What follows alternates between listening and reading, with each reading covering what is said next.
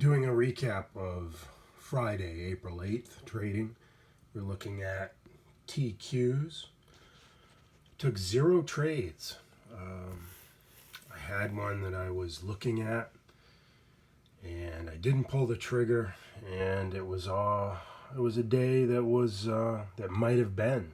It was a day about a trade I didn't take and wish I had. Just real quickly, going to go over that. I got to the computer early. Friday is my day off from my blue-collar day job. So I was able to get to the computer in a reasonably decent time. I actually got to the computer about 9:45, right around here. And I saw this. So once I got settled in, I recognized this level as a level that was interesting to me. Actually, there were 2 levels, another one here right below it in the gray line. And I wanted to pull the trigger right here at this doji candle. It was about halfway up the doji, right about here where price began on this candle. I actually thought it was going to go up from here rather than down a little, but it was only, let's see, how much was that?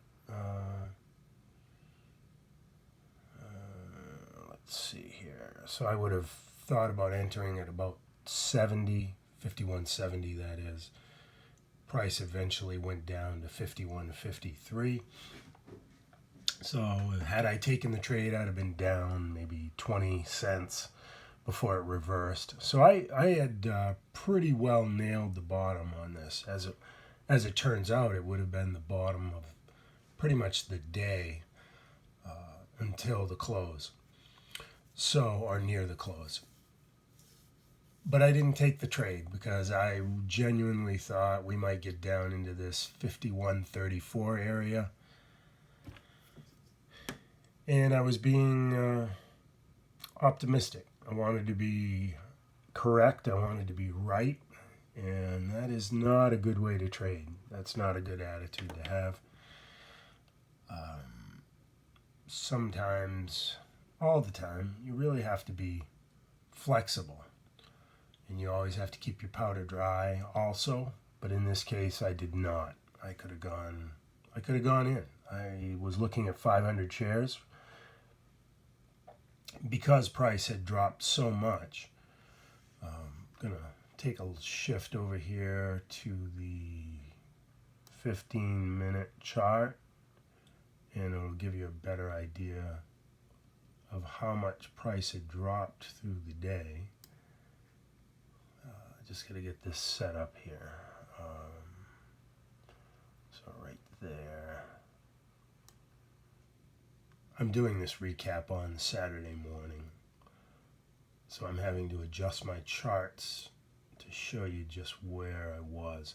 So looking at the 15-minute chart, pull back, zoom out so you can see, because the price dropped so much that it covers the entire chart, top to bottom. So you can see from way up here where my cursor is, follow the pink line, like 55.20-ish area, all the way down to where I was considering getting in, which would have been here, about 51.65.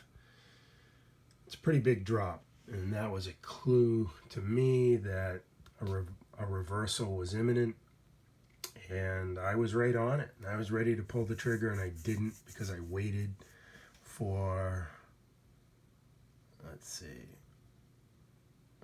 would have been about 51.65, and I was right here. 51.53 was the low, and I was thinking it might go to 51.36. So for waiting for an additional 11-cent drop cost me a perfect trade. Well, not a perfect trade, a darn good trade, and would have been a respectable profit, I'm sure. So it was a day marked by things that might have been. In any event, no trades, no profit. I kind of watched it go up here. I had considered re-entering right here, but again, I was still looking at this level here as a potential of where the trade was going, and I was waiting for it to get there, and it never got there, and I waited and I waited, and nothing came of it. In any event, I did go have lunch with a friend. Last week I had lunch with my sister. Today I had lunch with an old friend. I was gone for a couple hours in the middle of the day, and got back to the computer. I think it was about 1:45, which would have been over here. Let's see, right in this area. And then it was mostly chop until the close. Yeah. Anyway, next week we'll be on it again.